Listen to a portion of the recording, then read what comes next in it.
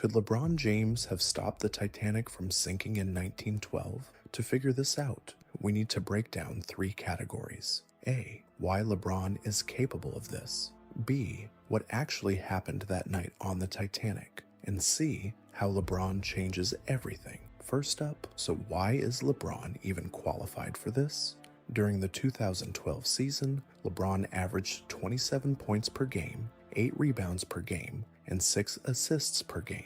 He shot 53% from the field and won his third MVP award. But the regular season is just the warm-up. In the playoffs, LeBron took it to another level. He averaged 30 points, 10 rebounds, and 6 assists per game across 23 games. He played 43 minutes per game at 27 years old, carrying the Miami Heat on his back through every single round. This was peak physical LeBron. 6'8", 250 pounds of pure muscle and basketball IQ. His court vision was insane. He could see plays developing 3 steps ahead, anticipate movements, and adjust his strategy in real time. Leadership?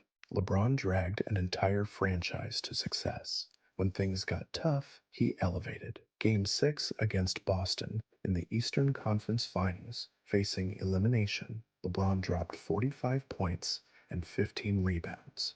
Absolutely unstoppable. Then in the finals against the Oklahoma City Thunder, he averaged 29 points, 10 rebounds, and 7 assists to win his first championship. The man showed up when it mattered most. But here's what makes LeBron different: his ability to adapt. When his team needed scoring, he scored. When they needed playmaking, he facilitated. Defense, he locked down whoever needed locking down. This versatility is crucial for what we're about to discuss. Now, let's talk about what went wrong on the Titanic. April 14th, 1912.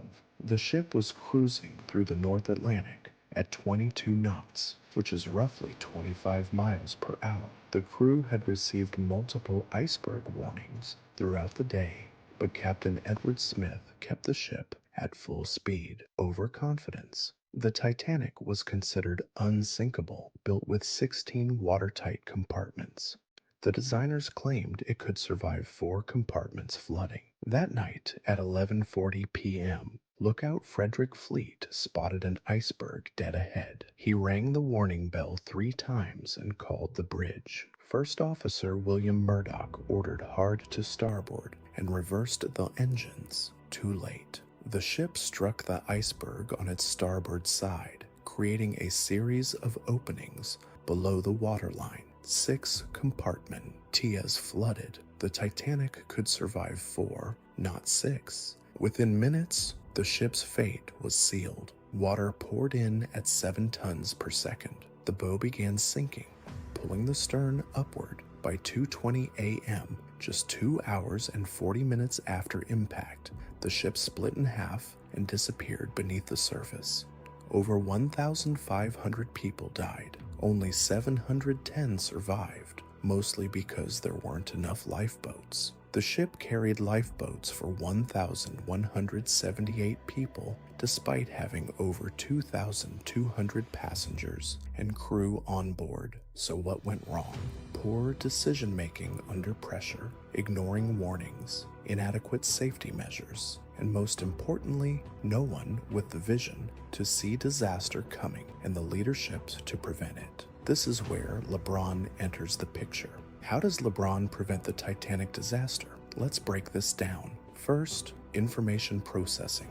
LeBron's basketball IQ means he reads situations instantly. Those iceberg warnings the crew ignored, LeBron processes that intel immediately. He spent his entire career analyzing patterns, spotting weaknesses, making split-second decisions under massive pressure. When 6 different ships radio in iceberg warnings, LeBron doesn't dismiss them. He connects the dots. Second, leadership without ego.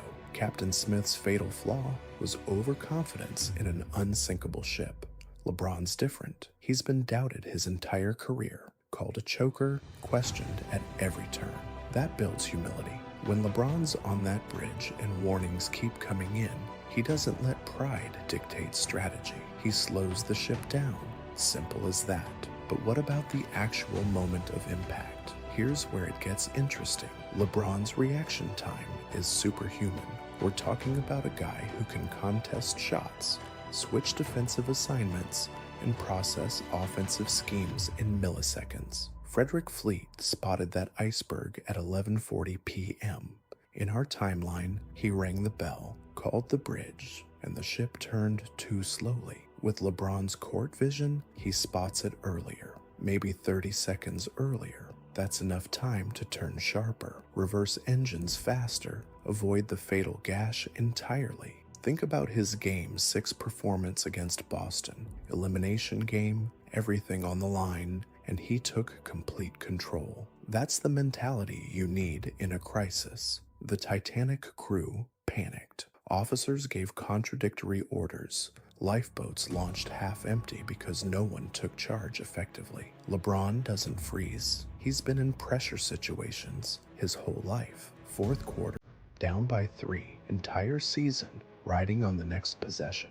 He thrives there. Now let's address the lifeboat situation. Even if the ship still hits the iceberg, LeBron's organizational skills change everything. This man orchestrated entire offensive systems, managed egos, coordinated 5 players moving in perfect sync. Getting lifeboats loaded efficiently, that's just another play to execute. He directs traffic, prioritizes women and children, maximizes capacity. No boat leaves half empty on LeBron's watch. Communication is another factor. LeBron spent years turning role players into champions. He knew how to motivate, when to encourage, when to demand more. The Titanic crew needed that voice.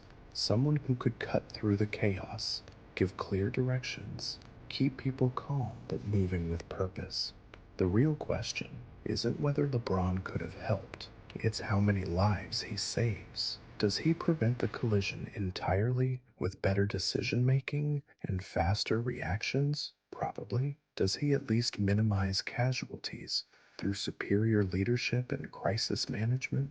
Absolutely. So yes, 2012, LeBron James could have prevented the Titanic disaster. His combination of processing speed, leadership ability, pressure performance, and adaptability would have changed everything that night. Sometimes you don't need an unsinkable ship. You just need someone who refuses to let it sink. Looking at the evidence, the answer is clear. LeBron's peak performance, decision-making under pressure, and leadership capabilities would have absolutely changed the outcome that night. The Titanic needed someone who could process information faster, lead without ego, and execute under impossible pressure. That's exactly what 2012 LeBron brought every single night.